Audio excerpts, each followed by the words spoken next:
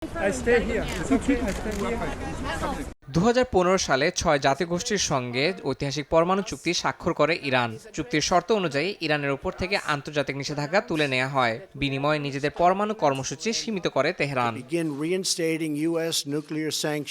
2018 সালে মার্কিন প্রেসিডেন্ট হিসেবে ক্ষমতা গ্রহণের পর চুক্তি থেকে একতরফাভাবে বের হয়ে যাওয়ার ঘোষণা দেন ডোনাল্ড ট্রাম্প। এতে চুক্তির কার্যকারিতা ভেঙে যায়। ধীরে ধীরে পরমাণু কর্মসূচি বাড়াতে থাকে ইরান।